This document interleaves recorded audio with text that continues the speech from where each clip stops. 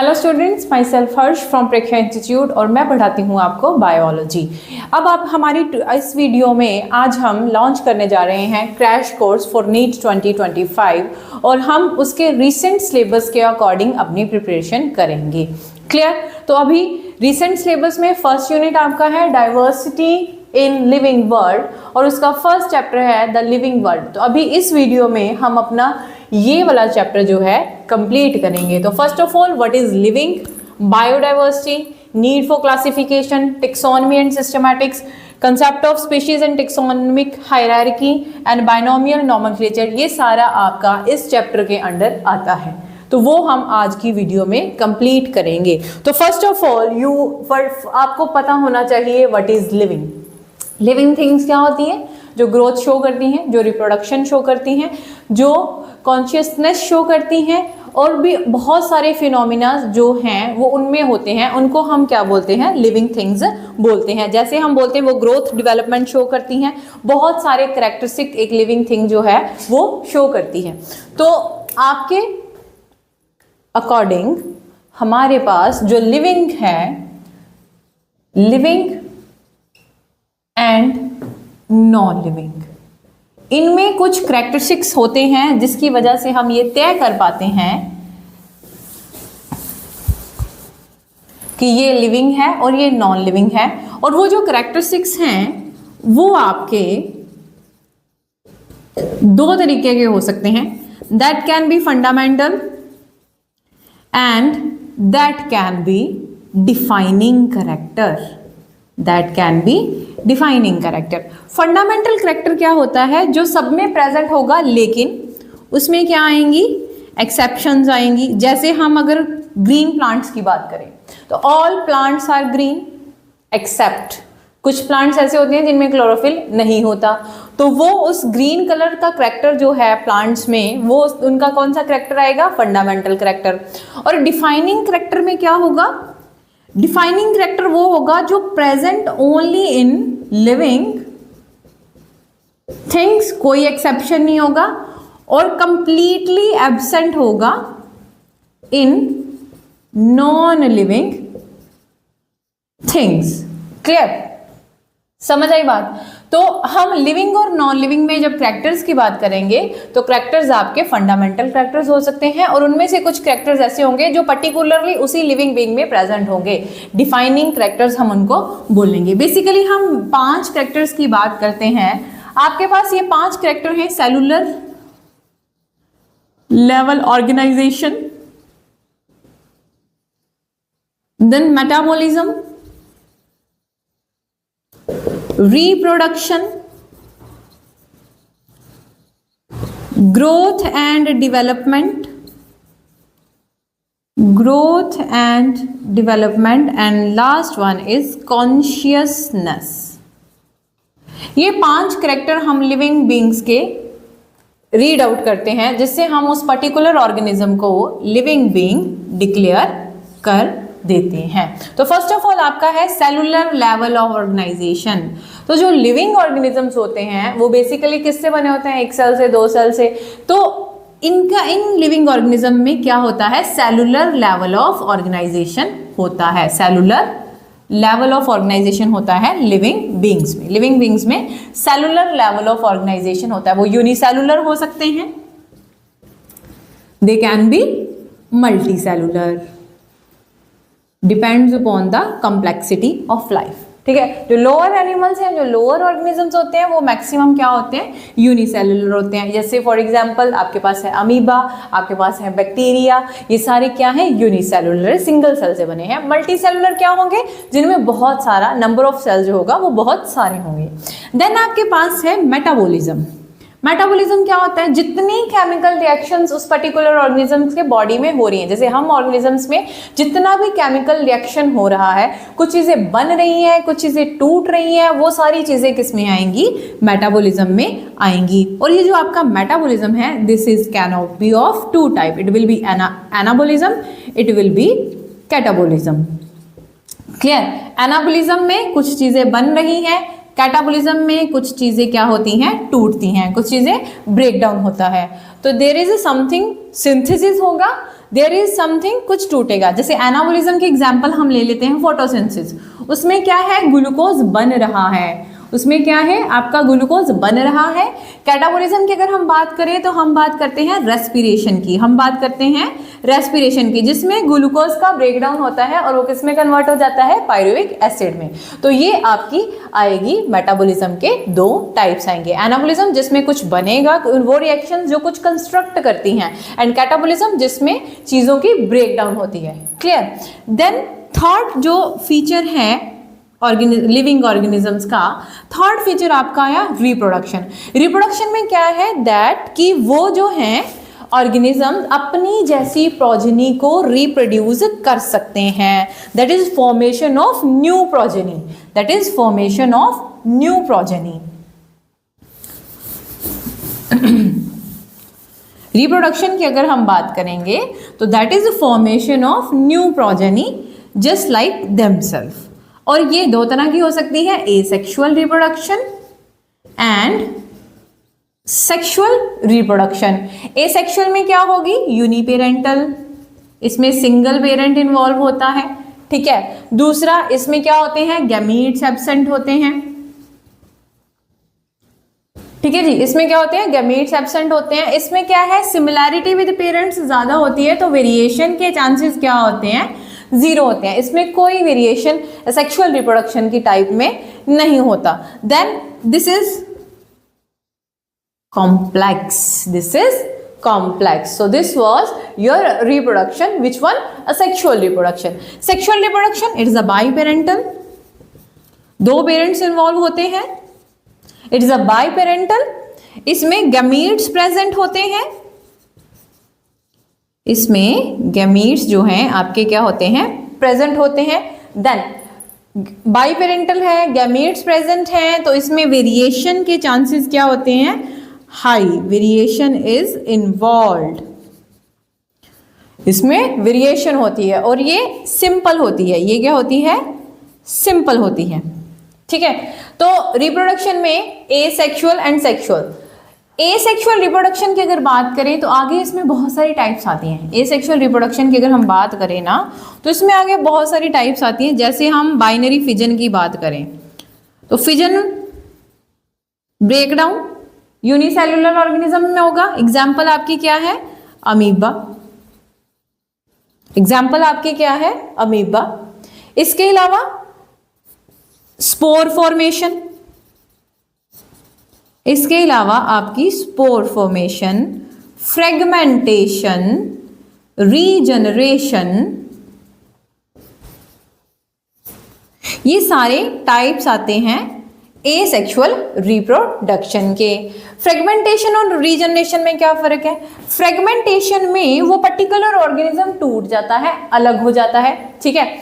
जैसे हम बात करें स्पाइरोगाइरा, ठीक है, फिलामेंटस जो होंगे ऑर्गेनिजम्स उनमें ये फ्रेगमेंटेशन होगी। तो फ्रेगमेंटेशन में पर्टिकुलर ऑर्गेनिज्म डिवाइड हो जाता है और उसका वो पार्ट जो डिवाइड हो गया वो पार्ट एज एन ऑर्गेनिज्म रहना शुरू कर देता है और दूसरा part as an another organism रहना शुरू कर देता है। लेकिन रीजनरेशन में क्या है, हम उस पर्टिकुलर पार्ट को ग्रो करवाते हैं, ठीक है। लिजर्ड की अगर बात करें, फॉर एग्जांपल लिजर्ड की पूंछ चली जाती है तो लिजर्ड अपनी पूंछ ग्रो कर लेती है, that is a kind of regeneration, clear. तो यहाँ पे binary fission, fragmentation, spore formation, regeneration, ये सारे जो हैं आपके टाइप्स आते हैं एसेक्सुअल रिप्रोडक्शन में। स्पोर फॉर्मेशन की अगर हम बात करेंगे तो अलग अलग जो ऑर्गेनिजम्स हैं जैसे एल्गी है, फंजाई है, उनमें अलग अलग तरह से जू स्पोर फॉर्मेशन होती है, कोनिडियो स्पोर फॉर्मेशन होती है, तो ये सारी चीजें इसमें आएंगी, क्लियर। तो this was another feature of living beings which is known as reproduction. अब रिप्रोडक्शन सब में होता है तो it is a fundamental characteristics, it is a fundamental characteristics. Metabolism की भी बात करेंगे, it is also an fundamental characteristics, क्योंकि सब में होगा नो, लेकिन लोअर ऑर्गेनिज्म में ये चीज नहीं होती। तो इसको हम क्या बोलेंगे, डिफाइनिंग कैरेक्टर, इसको हम क्या बोलेंगे, डिफाइनिंग फीचर, ठीक है। सेलुलर लेवल आपका क्या आएगा, डिफाइनिंग फीचर, वो भी क्या आएगा, डिफाइनिंग फीचर। देन नेक्स्ट जो कैरेक्टरिस्टिक आया लिविंग बीइंग का, that is growth and development. तो जो ग्रोथ है, ग्रोथ में क्या है, सेल साइज बढ़ेगा, सेल मास बढ़ेगा, ठीक है, इंटरनली वो ग्रो करेंगे। तो वो जो ग्रोथ होगी that will B intrinsic growth, जिसमें इंटरनली सेल का साइज बढ़ रहा है, सेल मास बढ़ रहा है। आपके पास आएंगे नॉन लिविंग में भी ग्रोथ आएगी। नॉन लिविंग में एक तरह से ग्रोथ आती है, जैसे अब हम बात करें माउंटेन्स की, बर्फ पड़ती है माउंटेन्स पे तो वो लेयर उसके ऊपर जम जाती है तो उसकी हाइट बढ़ रही है, ठीक है, तो that is a kind of extrinsic growth. उसी तरह से सैंड ड्यून्स, रेत के तूफान आते होते हैं ना, रेत उड़ के रेगिस्तान में वहां चली गई, यहाँ चली गई, तो उससे हाइट बढ़ जाती है उस पर्टिकुलर जगह की, टीले बन जाते हैं रेत के, तो वो भी किस में आएगा, ग्रोथ में आएगा। लेकिन किस तरह की ग्रोथ में आएगा, एक्सट्रिंसिक ग्रोथ में आएगा। किस तरह की ग्रोथ में आएगा, एक्सट्रिंसिक ग्रोथ में आएगा। तो जो ग्रोथ है वो भी आपका डिफाइनिंग फीचर नहीं है, सबकी ग्रोथ होती है, फंडामेंटल फीचर में वो चीज आएगी। सेलुलर ऑर्गेनाइजेशन आपका डिफाइनिंग फीचर है, मेटाबॉलिज्म आपका डिफाइनिंग फीचर है, reproduction is not a defining feature, growth and development is also not a defining feature. अगर हम प्लांट्स की बात करें तो प्लांट्स में जो ग्रोथ होती है वो होती है इनडेफिनेट। आपने काट छाट की प्लांट की और प्लांट फिर से उसकी हाइट क्या हो गई, इंक्रीज हो गई। लेकिन एनिमल्स के केस में जो ग्रोथ होती है वो क्या होती है, डेफिनेट। जैसे मैं हूं, अप टू एन एज मेरी हाइट बढ़ी, उसके बाद नो, मेरी हाइट इतनी है, मैं ज्यादा लंबी नहीं हो रही, ठीक है। तो ये चीज जो है, this is also a feature of plants और एनिमल्स में ग्रोथ कैसी होती है। प्लांट्स में इनडेफिनेट ग्रोथ होती है और एनिमल्स में जो है वो डेफिनेट पीरियड के लिए ही ग्रोथ होती है। जैसे शेर है भाई, शेर एक एज तक ही बढ़ता है, उसके बाद वो ज़्यादा लंबा या ज़्यादा मोटा नहीं हो पाता, क्लियर। उसका जो सेल साइज है वो एक मैक्सिमम डेफिनेट लिमिट तक ही वो ग्रो कर सकते हैं। देन आपके पास आया consciousness. Consciousness is respond to stimuli. Respond to stimuli कि बाहर से अगर आपको किसी ने टच किया तो आपने उसका कोई रिएक्शन देना है, ठीक है। Consciousness is also a defining feature, it is also N a defining feature of living organism, clear. तो दिस वाज मेन कैरेक्टरिस्टिक्स जो हम लिविंग में काउंट करते हैं। इसके अलावा अडेप्टेशन आता है, इसके अलावा आपके पास लोकोमोशन आता है, मूवमेंट आता है, होम्योस्टैटिस आता है, एजिंग आता है, डेथ आता है। ये सारे फीचर्स जो हैं हम लिविंग में काउंट करते हैं। बट जो डिफाइनिंग फीचर्स में हम काउंट करते हैं cellular level, metabolism and consciousness, ठीक है। और इसमें भी कॉन्शियसनेस में भी सेल्फ कॉन्शियसनेस, ह्यूमंस जिनको पता है हमने रेडी होना है, हमने कपड़े पहनने हैं, हम अच्छे नहीं लग रहे, ठीक है। तो ये सारी चीजें किस में आएंगी, कॉन्शियसनेस में आएंगी। तो this was your first part of NEET syllabus, what is living. Clear हो गया, समझ आ गई। Then next is biodiversity. Next is biodiversity. इसको रब कर देते हैं, देन आगे करते हैं।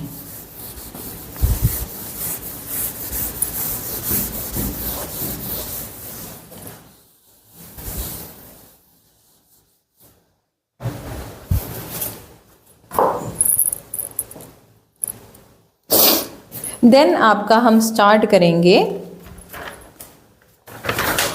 Biodiversity. What is biodiversity? Basic definition सबको आती होगी। टोटल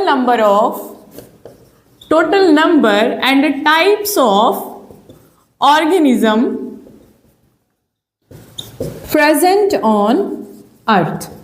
अर्थ पे कितने हजार और कितनी तरह के ऑर्गेनिजम्स प्रेजेंट है, उसके लिए हम टर्म यूज करते हैं बायोडाइवर्सिटी।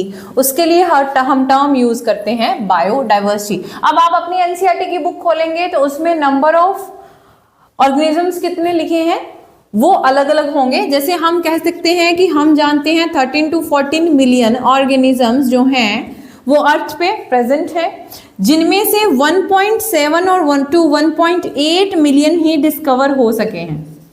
सिर्फ इतने ही डिस्कवर्ड जो हैं वो हो सके हैं, मतलब जिनको अभी तक हमने देखा है, जिनके बारे में हमने अभी तक पढ़ाई की है, अभी तक हमने उनके बारे में बात की है, वो इतना अमाउंट नंबर ऑफ जो है ऑर्गेनिजम्स का है, जिसके बारे में हम जानते हैं, including all the insects, birds, animals, vertebrates, invertebrates, ठीक है, सारी चीज़ें, प्लांट्स, एल्गी, बैक्टीरिया, हर तरह के ऑर्गेनिजम्स को बात करके इतना अमाउंट नंबर जो है हम उस इतने नंबर के स्पीशीज को हम जानते हैं, ठीक है। अब इतना सारा नंबर है तो इसको रीड करना कितना डिफिकल्ट होगा, रीड करना डिफिकल्ट होगा तो क्या करेंगे भाई, इनको हम क्या करेंगे, क्लासिफाई करेंगे। और यहाँ पे फिर आपके पास आती है चीज़ टर्म क्लासिफिकेशन, यहाँ पे फिर आपके पास आती है क्लासिफिकेशन। तो क्लासिफिकेशन की अगर बात करें, it is the tool to study living organism, it is the tool to study living organisms present on earth and it is the tool to study all the biodiversity present on earth। clear, बात समझ आई। तो अब जरूरी क्यों है भाई, क्यों जरूरी है आपकी, एक तो क्लासिफिकेशन हमें जरूरी इसलिए है कि नया कोई ऑर्गेनिज्म आया तो हमने जो पुराना रिकॉर्ड रखा होगा हम उससे टैली कर लेंगे, अच्छा ये किस में जाएगा, अच्छा ये इस ग्रुप में जाएगा, अच्छा इसके फीचर उस ग्रुप से मिलते हैं तो इसको उस ग्रुप में डाल देंगे। जैसे हम स्कूल की बात करें, स्कूल में इतने सारे बच्चे होते हैं, ठीक है, हमने क्लासीफाई करे हुए हैं, nursery, LKG, UKG, first, second, third, इस तरह से, है ना। तो हम जो छोटा बच्चा है उसको नर्सरी में भेज देंगे, जो 9th का है उसको 9th में भेज देंगे, जो 10th का है उसको 10th में भेज देंगे। तो क्लासीफाई करने से इजी हो गया कि हमने पर्टिकुलर बच्चे को किस क्लास में भेजना है। सेम चीज़ अगर हमने क्लासिफिकेशन करी होगी तो हमें पर्टिकुलर पता होगा कि हम पर्टिकुलर ऑर्गेनिज्म जिससे उसके फीचर मैच करेंगे उनको हम उस क्लास में डाल देंगे, उस ग्रुप में हम उसको ऐड ऑन कर देंगे, ठीक है। दूसरी बात, पढ़ने में आसानी हो जाएगी, कन्वीनियंस ऑफ स्टडी। अब सारे बच्चों को एक साथ बिठा दो, ठीक है, केजी को भी बिठा दिया, फर्स्ट को भी बिठा दिया, थर्ड को भी बिठा दिया, फिफ्थ, सिक्स्थ, सेवन, सबको बिठा दिया एक साथ।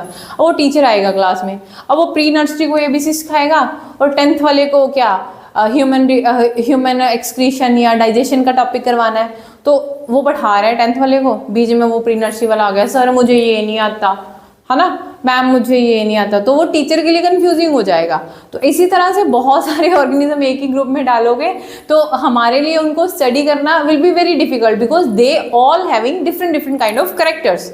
क्लियर, तो वो चीज़ करने के लिए हमने क्या कर दिया, क्लासिफिकेशन कर दी, ठीक है। एल्गी को एल्गी में डाल दिया, फंगस को फंगस में डाल दिया, प्लांटी किंगडम प्लांट्स को किंगडम प्लांटी में डाल दिया, एनिमल्स को किंगडम एनिमेलिया में डाल दिया। इस तरह से हमने क्या कर ली, क्लासिफिकेशन कर ली ताकि हमें आसानी हो उनको स्टडी करने में, ठीक है। दूसरा, क्लासिफिकेशन हम जब करते हैं तो हम उनके पुराने कैरेक्टरिस्टिक्स देखते हैं, पुराने मतलब जो उनकी पुरानी जो उनकी स्पीशीज होंगी उनके कैरेक्टरिस्टिक्स, तो फाइलोजेनिक जेनेटिक रिलेशनशिप्स क्या हैं उनकी, ठीक है, वो भी हमें नॉलेज जो है उस पर्टिकुलर ग्रुप में। जैसे हम अगर बात करें कि कोई एक पर्टिकुलर ग्रुप था, जैसे किसी भी स्पीशीज का लगा लो आप, ठीक है, वो धीरे धीरे जैसे जैसे उसका एनवायरनमेंट चेंज होता गया उसमें क्या आते गए, चेंजेस आते गए, इवोल्यूशन उसने शो किया और उसमें चेंजेस आते गए। तो जो उसका पुराना स्पीशीज था, जैसे हम अपनी अगर बात कर लें तो हम बोलते हैं कि हमारे जो पूर्वज थे वो चिंपैंजी थे, ठीक है, गोरिल्ला, चिंपैंजी, इनसे हमारे एंसेस्टर्स जो हैं तो हम उनसे ग्रो करके आए हैं, हमें डेवलपमेंट हुई, हमें अडेप्टेशन हुई, तो धीरे धीरे हम ये जो अभी मॉडर्न ह्यूमन है वो वहाँ से बन के आया है। तो हमने क्लासिफाई कर चुके थे कि उनको हमने मैमेलिया ग्रुप में रखा था, तो हम उनके पुराने फीचर्स, उनके फाइलोजेनेटिक कैरेक्टरिस्टिक्स को भी हम जान सकते हैं क्लासिफिकेशन के मदद से। क्लियर, तो इसलिए हमें नीड पड़ी क्लासिफिकेशन की। समझ आई बात, ठीक है। तो this was your classification. Now classification के साथ ही आपका टॉपिक आता है, क्लासिफिकेशन के साथ ही आपका टॉपिक आता है टेक्सोनॉमी एंड सिस्टेमैटिक्स। क्लासिफिकेशन के साथ ही आपका टॉपिक आता है taxonomy and Systematix.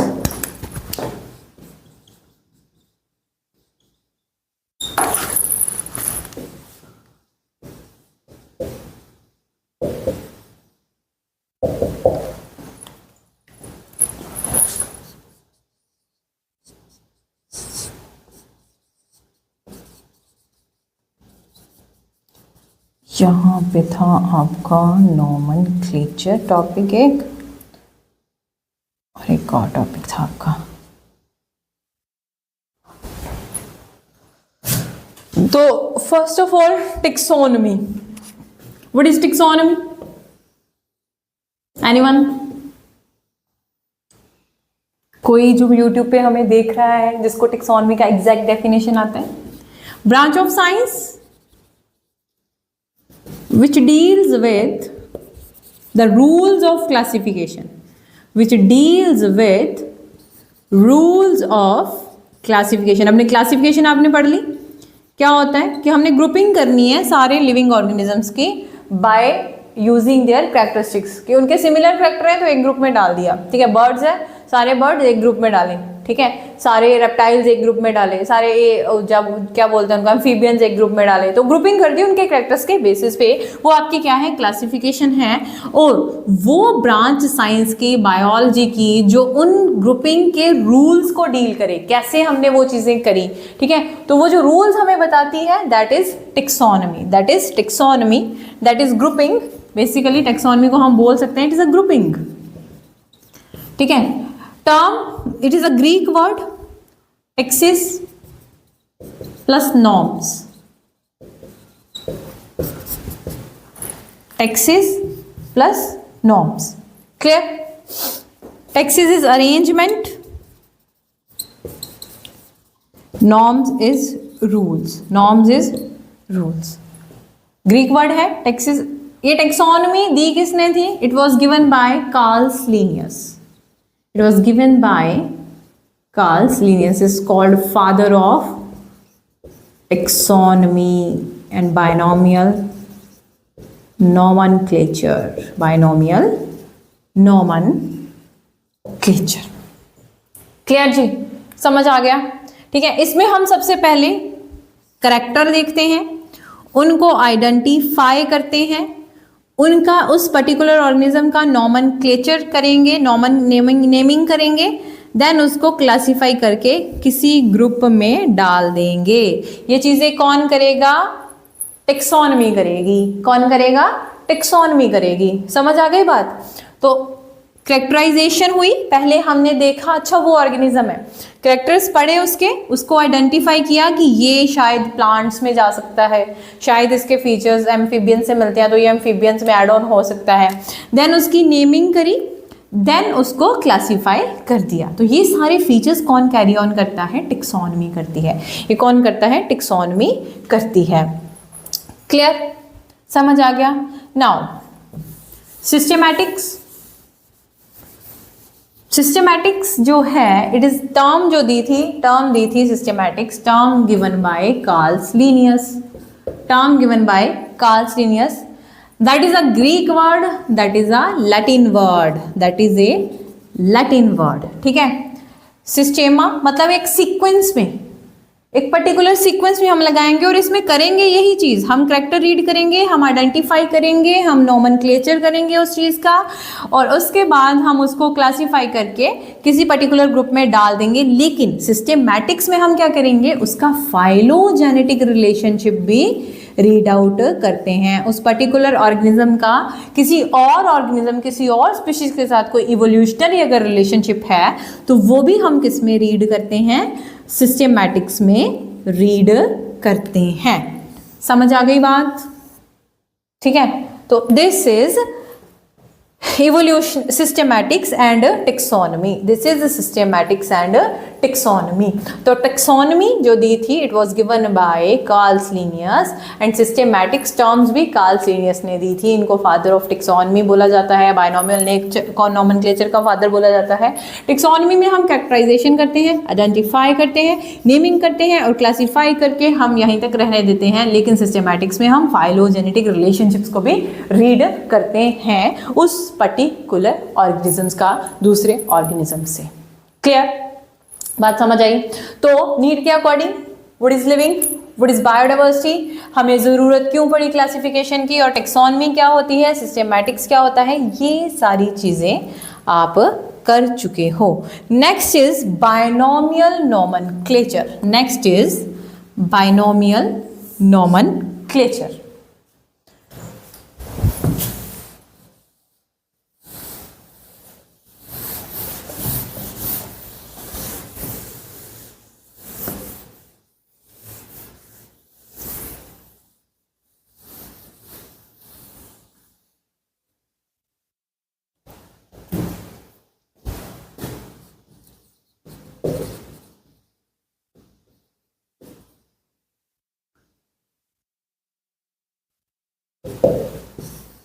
Binomial nomenclature की अगर हम बात करें तो अब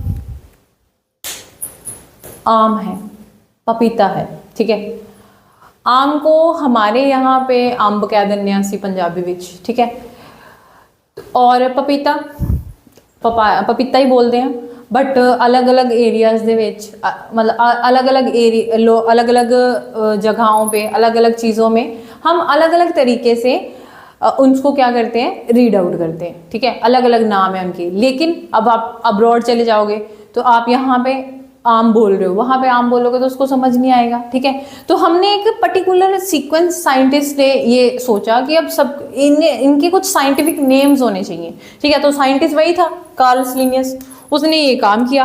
उसने क्या किया कि हम क्या करेंगे, कॉमन नेम्स नहीं देंगे, हम क्या करेंगे, साइंटिफिक नेम्स देंगे पर्टिकुलर ऑर्गेनिजम्स को। और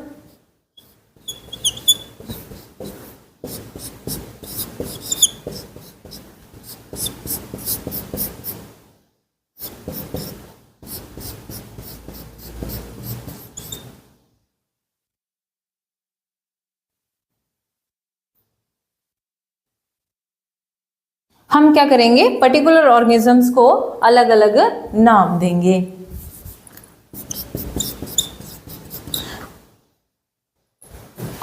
ये डायरेक्ट एग्जांपल से समझाती हूं मैं। जैसे आपका है, एक तो नाम जो होंगे वो दो वर्ड्स में होंगे। एक जो आपका फर्स्ट नाम होगा that will be generic name and next will be specific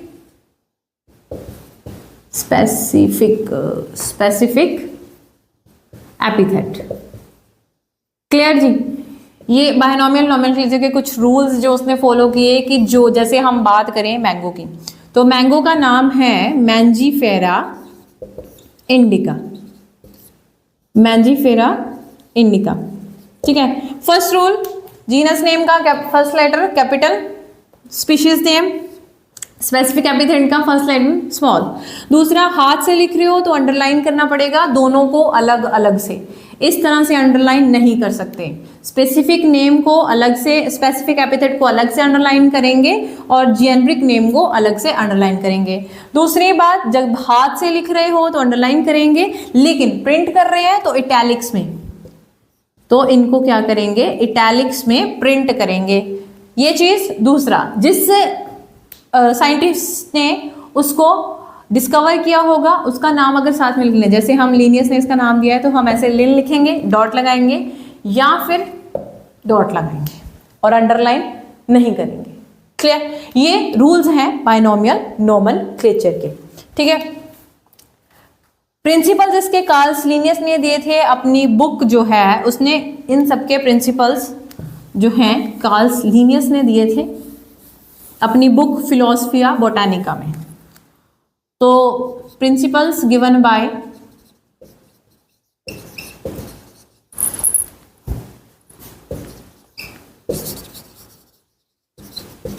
Linnaeus in book Philosophia Botanica. इस बुक में उसने इसके बारे में बात की कि कैसे कैसे हम रूल्स जो हैं वो बता सकते हैं। एनिमल्स के लिए बात की उसने अपनी बुक स्पीशीज प्लांटारम में इन 1758। क्लियर। ये किसके बारे में बात की, एनिमल्स के लिए। और प्लांट्स की उसने बात की थी अपनी बुक सिस्टेमा नेचुरा में, सिस्टेमा नेचुरा में। तो ये चीजें याद रखनी हैं कि किस बुक में उसने किसके बारे में बात की। प्लांट्स के बारे में बात उसने 1753 में की, एनिमल्स के बारे में बात उसने 1758 में की। बुक थी स्पीशीज प्लांटेरम, और प्लांट्स के लिए जिस बुक में बात की थी दैट इज सिस्टेमा नेचुरा। और किसने बात की थी, कार्ल लिनियस ने। बात किसने की थी, कार्ल लिनियस ने। क्लियर, समझ आ गई बात। नाउ अब यहाँ पे इन सब चीज़ों के जो रूल्स हैं वो उसने दिए हैं कोड्स में। प्लांट्स की अगर बात करें तो ये ICBN international codes for botanical nomenclature. Botanical nomenclature. Similarly, animals के लिए international code for zoological nomenclature. International code for nomenclature of cultivated plants. International code of nomenclature for cultivated plants. International code for virus. International code for virus, its classification and nomenclature. International code for nomenclature of bacteria. तो ये codes हैं जिनके according हम naming करते हैं अलग अलग organism का. Nomenclature for bacteria. तो ये आपको टर्म्स याद रखनी पड़ेंगी. ICZN, ICBN, ICVCN and then ICNCP and then ICNB. Clear? समझ आ गई बात? सो बाइनोमियल नोमेनक्लेचर का कंसेप्ट भी आपका हमने यहाँ पे कर लिया कंप्लीट. तो आपका बस रह गया कंसेप्ट ऑफ स्पीशीज. आपके पास क्या रह गया? कंसेप्ट ऑफ स्पीशीज आपका जो है यहाँ पे रह गया है.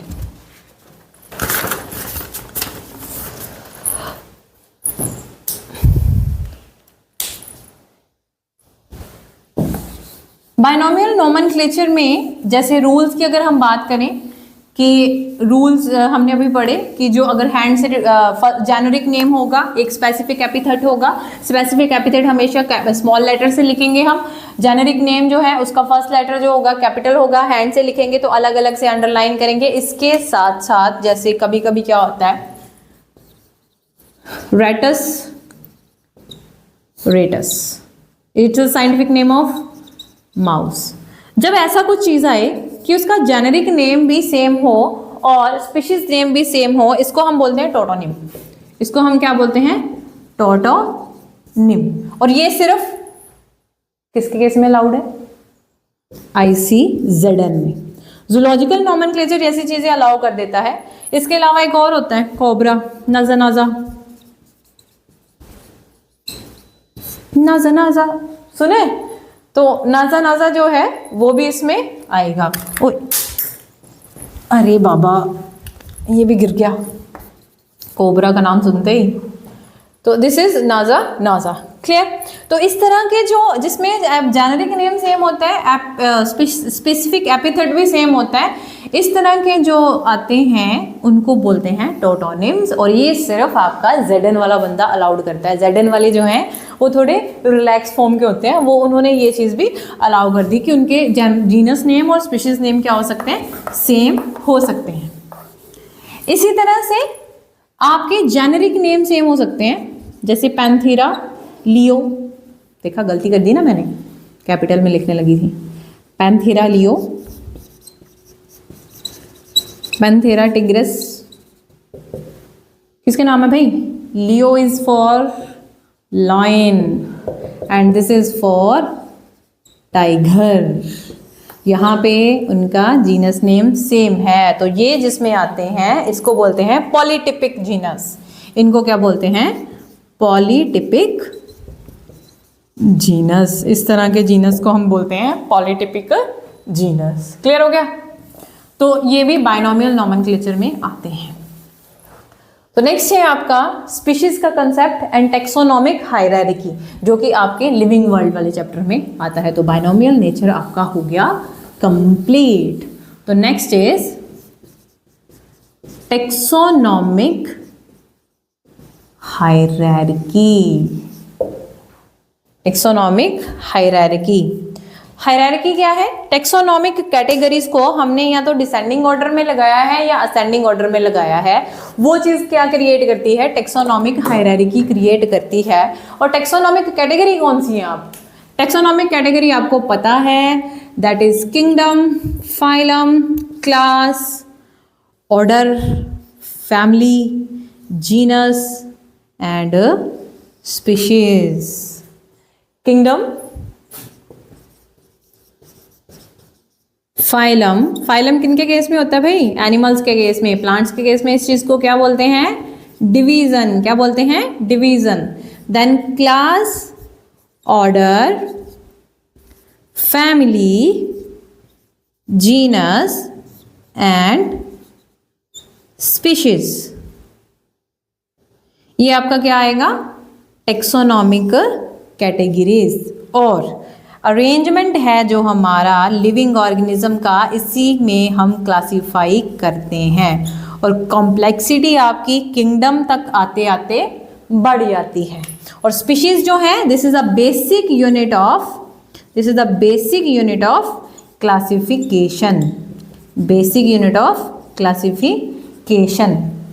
अब यहाँ पे कॉम्प्लेक्सिटी बहुत ज़्यादा होगी, क्योंकि kingdom Plantae, kingdom animalia, kingdom fungi, kingdom Monera, kingdom Protista, सबके ऑर्गेनिजम्स अलग अलग, कैरेक्टरिस्टिक डिफरेंस बहुत ज़्यादा।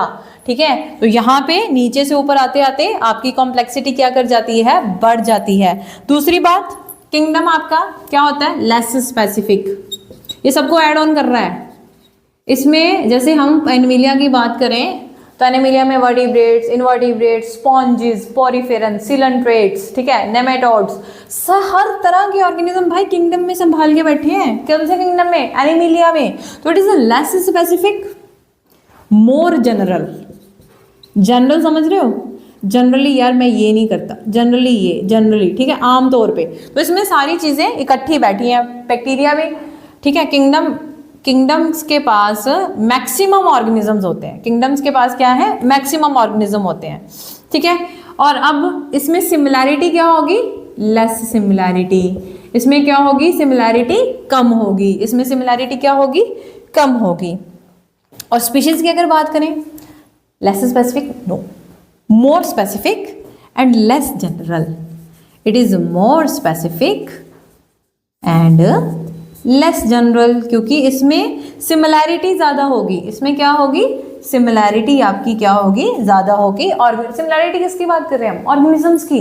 ऑर्गेनिज्म की सिमिलैरिटी स्पीशीज में ज़्यादा होगी, जैसे ह्यूमंस।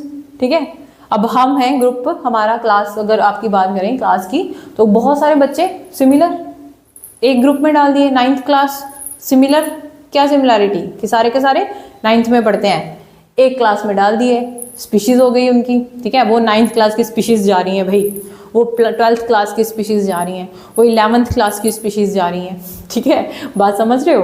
तो ये चीज़, ठीक है, तो this is taxonomic hierarchy, this is called taxonomic hierarchy. इस चीज़ को हम क्या बोलेंगे? टेक्सोनोमिक हायरार्की बोलेंगे। देन स्पीशीज क्या होती है? ये group of peoples, group of people which are similar, एक तो सिमिलर होंगी, can reproduce with in themself. ठीक है, group of people which are similar morphologically, physiologically and that can interbreed. वो क्या कर सकती हैं? इंटरब्रीड कर सकती हैं। To produce, interbreed to produce fertile progeny, fertile progeny। तो these are species। लेकिन कुछ चीज़ें ऐसी भी होती हैं, जैसे कंसेप्शंस तो सब में ही आएंगी, सॉरी एक्सेप्शंस तो सब में ही आएंगी, कंसेप्शन की बात हो रही है। स्पीशीज में ये तो जो similar organism, morphologically similar, physiologically similar, और इंटरब्रीड कर सकते हैं फर्टाइल ऑर्गेनिज्म रिप्रोड्यूस करने के लिए। लेकिन यहाँ पे आया आपका डंकी, एंड देन आपके पास आया हॉर्स, एंड देन आपके पास बना म्यूल। वो क्या होता है? स्टेराइल। वो क्या होता है? स्टेराइल। तो दो अलग अलग स्पीशीज, क्लोजली रिलेटेड स्पीशीज को इंटरब्रीड कराया गया, तो उन्होंने एक स्टेराइल स्पीशीज को जन्म दिया। ठीक है, यहाँ पे आपका डंकी है मेल, फीमेल है हॉर्स। यही रिवर्स कर दो, डंकी आपकी फीमेल हो गई, हॉर्स आपका मेल हो गया, तो यहाँ पे हिनी प्रोड्यूस होता है, यहाँ पे भी क्या होता है, हिनी प्रोड्यूस होता है, और वो भी क्या होता है, स्टेराइल। इसी तरह लॉइन प्लस टाइगर, ठीक है, लाइगर भी बनता है और आपके पास टाइगोन बनता है। इनको अगर कैप्टिविटी में रखेंगे, इनको अगर कैप्टिविटी में रखेंगे तो ये फर्टाइल स्पीशीज, फर्टिलिटी शो कर सकते हैं। तो this was species, this was species. तो आपके पास ये चीजें आपको याद होनी चाहिए, kingdom, phylum, class, order, family, genus, species, group of similar organisms which kept in same phylum are placed in, are creating a particular kingdom, ठीक है। Group of species, group organisms, इन्हें जिनकी स्पीशीज सेम होगी उनको एक particular genus में डालेंगे। Group of species forming a genus, group of genus forming a family, ठीक है, group of family forming an order, group of orders forming a class, group of classes forming a phylum, and group of phylums forming a kingdom. आपके पास kingdom होता है animalia, kingdom monera, protista, fungi, animalia and plantae. तो this was your whole chapter the living world. Clear? इसको notes बना के पढ़ना है, जब भी पढ़ना है हैंड रिटन नोट्स लिखोगे साथ साथ में, तभी चीज़ें दिमाग में रिटेन करेंगी, वरना नहीं करेंगी। और अब हम ऐसे ही कंटिन्यूअस इसी सीरीज में चैप्टर वाइज तैयारी करेंगे नीट 2025 के लिए, विद इन, जब तक कि हमारे पास टाइम है, ठीक है। 30 डेज होंगे, 45 डेज होंगे, तो हम पूरे सिलेबस का एक क्विक रिवीजन करेंगे यहाँ पे इसी चैनल पे। So stay tuned with our channel Preksha institute. Thank you students.